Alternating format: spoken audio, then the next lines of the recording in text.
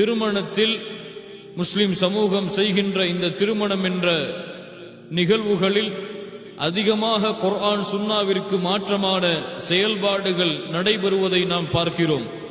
யூதர்களின் கலாச்சாரம் நுழைந்து விடுகிறது, நஸ்ரானிகளின் கலாச்சாரம் நுழைந்து விடுகிறது, முஷ்ரிக்குகளின் கலாச்சாரம் நுழைந்து விடுகிறது. அல்லது அவர்கள் எந்த ஊரிலே வாழ்கிறார்களோ அந்த ஊருடைய கலாச்சாரம் நுழைந்து திருமணம் என்ற பெயரிலே முஸ்லிம் குடும்பங்களால் அரங்கேற்றப்படக்கூடிய காட்சியை இன்று பார்க்கிறோம். என்ன எண்ணிக்கொண்டார்கள்? திருமணம் என்பது ஒரு கலாச்சாரம், திருமணம் என்பது ஒரு சடங்கு சம்பிரதாயம். வயதை அடைந்து விட்டால் எப்போது இருவீட்டு பெற்றோர்களும் நினைக்கிறார்களோ அப்போது அந்த மணமகனுக்கும் மணப்பெண்ணுக்கும் தாங்கள் விரும்புவது போல அல்லது தங்களுடைய ஊரிலே இருக்கக்கூடிய கலாச்சாரத்தை போல திருமண சபையை அமைத்து திருமணம் வைத்து கொடுக்கக்கூடிய காட்சியைத்தான் நாம் பார்க்கிறோம். கண்ணியத்துக்குரிய அன்பு சகோதர சகோதரிகளே, திருமணம் ஒரு இபாதா, திருமணம் ஓர் இபாதா. அல்லாஹுடைய மார்க்கத்திலே அல்லாஹ்விற்கு செய்யக்கூடிய வணக்க வழிபாடுகள் போல திருமணம். தொழுகை எப்படி ஒரு இபாதா, நோன்பு எப்படி ஒரு இபாதத்தோ, ஹஜ் எப்படி ஒரு இபாதத்தோ, உம்ரா எப்படி ஒரு இபாதத்தோ, அல்லாஹுவை நினைவு கூறுதல் எப்படி ஒரு இபாதத்தோ, அது போல அல்லாஹுடைய மார்க்கத்தில் திருமணம் செய்வது ஒரு இபாதா, ஓர் இபாதா. தொழுகையை நாம் விரும்புவது போல தொழ முடியுமா? முடியாது. ஹஜ்ஜை நாம் விரும்புவது போல செய்ய முடியுமா? முடியாது. நோன்பை நாம் விரும்புவது போல நோக்க முடியுமா? ஒரு 9 மணிக்கு நோன்பை ஆரம்பம் செய்கிறார், 3 மணிக்கு நோன்பை முடிக்கிறார். இந்த நோன்பு ஏற்றுக்கொள்ளப்படுமா? ஏற்றுக்கொள்ளப்படாது.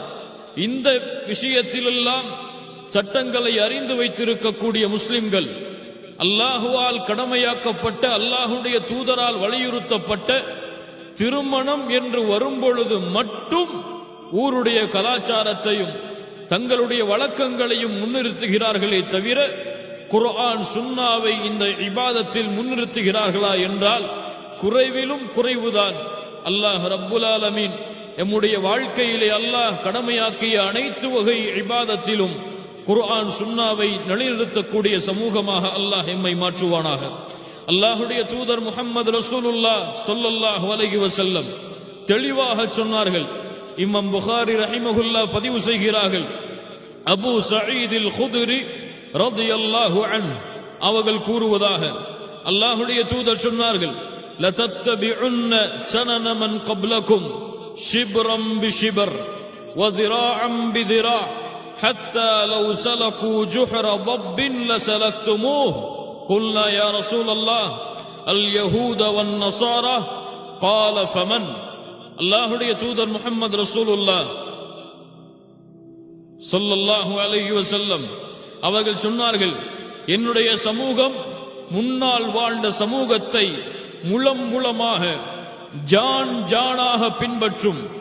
அவர்கள் ஒரு உடும்பின் பொந்துக்குள் நுழைந்து கொண்டாலும், அந்த முன்னால் வாழ்ந்த சமூகம் ஒரு உடும்பின் பொந்துக்குள் நுழைந்து கொண்டாலும் இவர்களும் அவர்களுக்கு பின்னால் சென்று அந்த உடும்பின் பொந்துக்குள் நுழைவார்கள். அல்லாஹுடைய தூதரே, முன்னால் வாழ்ந்த சமூகத்தை உங்களுடைய சமூகம் எம்முடைய சமூகம் பின்பற்றும் என்று சொல்லுகிறீர்களே, அந்த முன்னால் உள்ள சமூகம் யகூதிகளும் நசராணிகளுமா, யூதர்களையும் நசராணிகளையுமா முளமாக ஜானாக எம்முடைய சமூகம் பின்பற்றும்? அல்லாஹுடைய தூதர் முஹம்மது ரசூலுல்லாஹ் ஸல்லல்லாஹு அலைஹி வஸல்லம் சொன்னார்கள், கால ஃபமன், வேறு யாரை பின்பற்ற போகிறது? ஆம், அவர்களைத்தான் பின்பற்றும், முளமாக பின்பற்றும், ஜானாக பின்பற்றும். அவர்கள் எதை செய்கிறார்களோ அதை இவர்களும் செய்வார்கள். அவர்கள் எதை தங்களுடைய வழக்கமாக கலாச்சாரமாக கொண்டிருக்கிறார்களோ அதையே முஸ்லிம் சமூகத்திலே வாழக்கூடிய முஸ்லிம்களும் இல்லா மாஷா அல்லாஹ், அல்லாஹ் பாதுகாத்தவர்களை தவிர கலாச்சாரமாகவும் வழக்கமாகவும் எடுத்துக் கொள்வார்கள் என்று அல்லாஹுடைய தூதர் முஹம்மது ரசூலுல்லாஹ் ஸல்லல்லாஹு அலைஹி வஸல்லம் அவர்கள் சொன்னார்கள். கண்ணியத்துக்குரியவர்களே, அப்படிப்பட்ட ஒரு கலாச்சார சீரழிவில்தான், அப்படி ஒரு இஸ்லாமிய மார்க்கத்திலே அல்லாஹ் வலியுறுத்திய கடமைகளை விட்டெல்லாம் மீறிதான் இன்று முஸ்லிம் குடும்பங்களில் இல்ல மாஷா அல்லாஹ், அல்லாஹ் பாதுகாத்தவர்களை தவிர இந்த திருமணம் என்பது நடக்கின்றது. இங்கே திருமணம் முடிக்க போகின்ற வாலிபர்கள் இருக்கலாம், அல்லது திருமணம் முடித்தவர்கள் இருக்கலாம், அல்லது தங்களுடைய பிள்ளைக்கு திருமணம் முடிக்க காத்து கொண்டிருக்கக்கூடிய மக்களும் இருக்கலாம். எல்லா தரப்பும் இங்கே அமர்ந்திருப்பீர்கள். அதனால் இந்த திருமணம் என்ற குர்ஆன் சுன்னா வலியுறுத்தக்கூடிய இந்த கடமையை அல்லாஹும் அல்லாஹுடைய தூதரும் எப்படி கூறியிருக்கிறார்கள், எதையெல்லாம் செய்தால் இந்த திருமணம் நிறைவேறும், எதை செய்யவில்லை என்றால் எதை செய்தால் இந்த திருமணம் நிறைவேறாது என்பதை பற்றிய சுருக்கமான சட்டங்களோடும் கணவன் மனைவியுடைய வாழ்க்கையை குர்ஆன் சுன்னாவும் எப்படி வலியுறுத்துகின்றது என்ற அடிப்படை சட்டங்களோடும் இந்த வகுப்பை நாம் தொடர்வோம். கலிமத்துன் நிகாஹ், அல்லாஹுடைய மார்க்கத்திலே நிகாஹ் என்று அழைக்கப்படக்கூடிய இந்த திருமணம் என்ற நிகாஹ் என்ற வார்த்தைக்கு உள்ள பொருள் என்ன? நிகாஹ் என்ற வார்த்தை அரபி மொழியின்படி இரண்டையும் ஒன்றோடு கலத்தலுக்கு நிகாஹ் என்ற வார்த்தையை பயன்படுத்துவார்கள். இரண்டும் வெவ்வேறு, அந்த இரண்டையும் ஒன்றோடு இணைப்பதற்கு நிகாஹ் என்ற வார்த்தையை அரபி மொழியிலே பயன்படுத்துவார்கள். அல்லாஹு ரப்புல் ஆலமீன் அவனுடைய புத்தகம் அல் குர்ஆனிலே அல்லாஹ் இந்த நிகாஹ் என்ற வார்த்தையை அல்லாஹ் பல இடங்களிலே பயன்படுத்துகிறான். சூரத்து நிசாவுடைய 22வது வசனம் அல்லாஹ் கூறுகிறான், வலா தன்கிஹு மா நகஹ ஆபாஉக்கும் மினன் நிசா, உங்களுடைய பெற்றோர்கள் திருமணம் முடித்த பெண்களை நீங்கள் திருமணம் முடிக்காதீர்கள் என்று அல்லாஹ் ரப்புல் ஆலமீன் தடை விதிக்கிறான். ஒரு தந்தை ஒரு பெண்ணை திருமணம் முடித்தால், வேறொரு பெண்ணை, அந்த பிள்ளையுடைய தாய் இல்லாத ஒருவரை திருமணம் முடித்தால், அந்த தந்தை அந்த பெண்ணை தலாக் விட்டால் அந்த பிள்ளைக்கு அனுமதி கிடையாது அவரை திருமணம் செய்வதற்கு, அந்த பெண்ணை திருமணம் செய்வதற்கு. அல்லாஹ் ரப்புல் ஆலமீன் அதை இங்கே தடை விதிக்கிறான். வலா தன்கிஹு மா நகஹ ஆபாஉக்கும் மினன் நிசா. முஃபஸ்ஸிர்கள் இங்கே வரக்கூடிய நிகாஹ் என்ற வார்த்தைக்கு சொல்லக்கூடிய பொருள் அக்து, உடன்படிக்கை. ஒரு ஆணும் ஒரு பெண்ணும் ஒன்றோடு ஒன்றாக திருமணத்தின் மூலமாக இணைவதற்கு அந்த ஒப்பந்தத்தை செய்து இருவரும் கணவன் மனைவியாக மாறுவதற்கு தான் நிக்காஹ் என்ற வார்த்தையை அல்லாஹ் ரப்புல் ஆலமீன் இங்கே பயன்படுத்துகிறான். அல்லாஹ் ரப்புல் ஆலமீன் ஒரே ஒரு வசனத்திலே அல்லாஹ் வேறொரு முறையாக பயன்படுத்துகிறான். சூரத்துல் பக்ராவுடைய 230வது வசனம், ஃபஇன் தல்லகஹா ஃபலா தஹில்லு லஹு மின் பஅது ஹத்தா தன்கிஹ ஸௌஜன் கைரா. ஒரு பெண், ஒரு ஆண் ஒரு பெண்ணை தலாக் விட்டு விட்டால், ஒரு ஆண் ஒரு பெண்ணை 3 முறை தலாக் விட்டு விட்டால், அந்த பெண்ணுக்கும் இந்த ஆணுக்கும் இடையே உறவு, கணவன் மனைவி என்ற உறவு முறிந்து விட்டால், அந்த பெண் மீண்டும் இந்த ஆணை திருமணம் செய்ய முடியாது. அந்த பெண் வேறொரு ஆணை திருமணம் செய்து அவரோடு இணைந்து மீண்டும் அவரை தலாக் விட்டதற்கு பிறகுதான் பழைய கணவனை அந்த பெண் திருமணம் செய்ய முடியும் என்ற சட்டத்தை அல்லாஹ் ரப்புல் ஆலமீன் சொல்லும் பொழுது, ஹத்தா தன்கிஹ ஸௌஜன் கைரா, வேறொரு கணவனை நிக்காஹ் செய்யாத வரை என்று அல்லாஹ் கூறுகிறான். பல உலமாக்கள் இந்த வசனத்திற்கு விளக்கம் எழுதும் பொழுது, அல் முராது பின் நிக்காஹ், இந்த இடத்திலே அல்லாஹ் நிக்காஹ் என்ற வார்த்தையை பயன்படுத்துவதன் பொருள் அல் ஜிமா, ஒரு ஆணும் ஒரு பெண்ணும் இணையக்கூடிய அந்த செயலைத்தான் அல்லாஹ் இங்கே நிக்காஹ் என்ற வார்த்தையை கொண்டு பயன்படுத்துகிறான். பொதுவான நிக்காஹ் என்ற வார்த்தைக்கு இரண்டையும் ஒன்றோடு கலத்தல் என்று பொருள். அல்லாஹ் ரப்புல் ஆலமீன் பயன்படுத்துகின்ற குர்ஆன் சுன்னாவிலே வரக்கூடிய நிக்காஹ் என்ற வார்த்தையுடைய பொருள் ஒப்பந்தம் செய்தல், அல்லது ஒரு ஆணும் ஒரு பெண்ணும் ஒன்றோடு ஒன்றாக சேர்தல். இந்த இரண்டு அர்த்தத்தையும் கொண்டதுதான் நிக்காஹ் என்ற வார்த்தை என்று உலமாக்கள் எமக்கு கற்றுத் தருகிறார்கள்.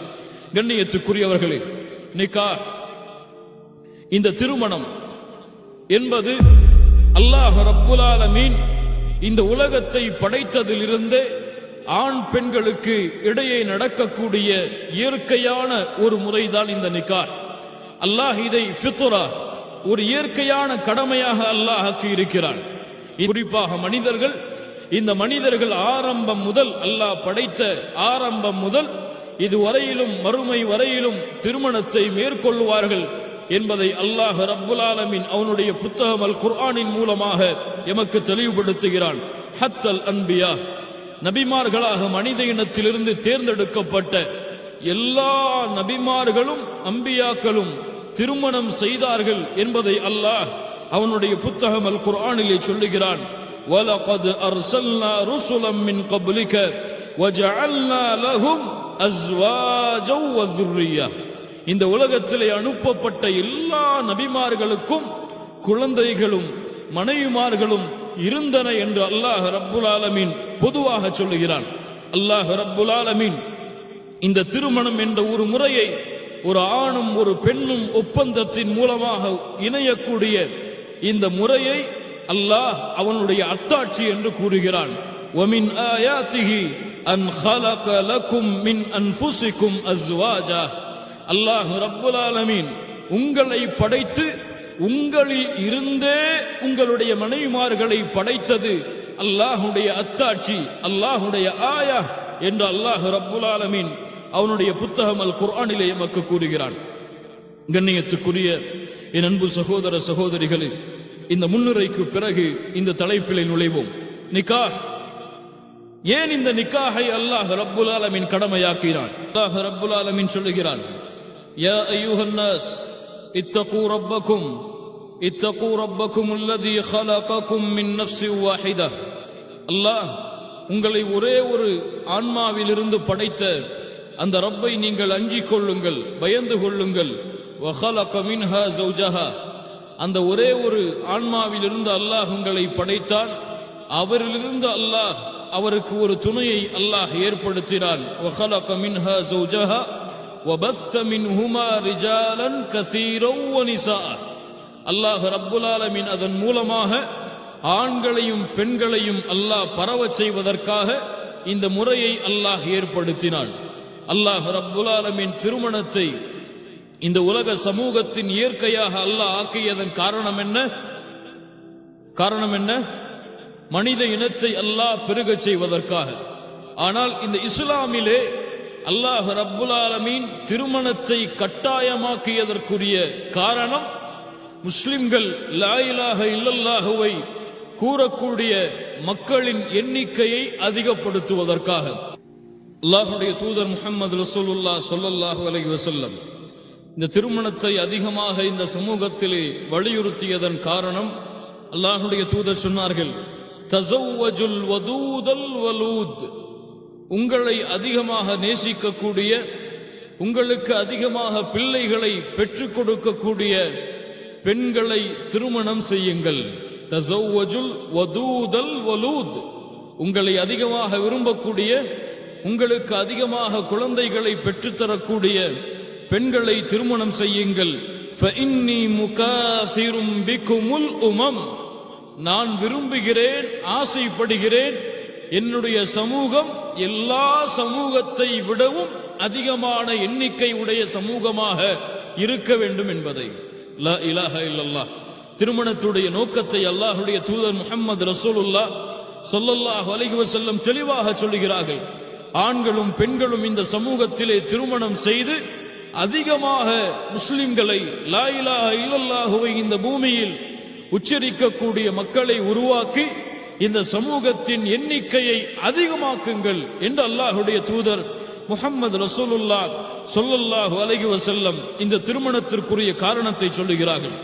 கண்ணியத்துக்குரியவர்களே, இயற்கையாகவே அல்லாஹ் ரப்புல் ஆலமீன் ஒரு ஆணையும் ஒரு பெண்ணையும் இந்த திருமணத்தின் மூலமாக இணையக்கூடிய இந்த ஃபித்ராவை, இந்த இயற்கை கடமையை ஆக்கியதன் காரணம், ஒரு ஆண் இல்லாமல் ஒரு பெண்ணால் வாழ முடியாத இந்த உலகத்தில் ஒரு பெண் இல்லாமல் ஒரு ஆணால் இந்த பூமியில் வாழ முடியாது. அல்லாஹ் ரப்புல் ஆலமீன் இதை சொல்கிறான், ஹுவல்லதீ خلقكم من نفس واحدة وجعل منها زوجها ليسكن إليها. அல்லாஹ் ஆண்களை அல்லாஹ் ரப்புல் ஆலமீன் ஒரே ஒரு ஆத்மாவை இந்த பூமியில் படைத்து அதிலிருந்து அல்லாஹ் அது அவருடைய மனைவியை படைத்தான். காரணம் என்ன?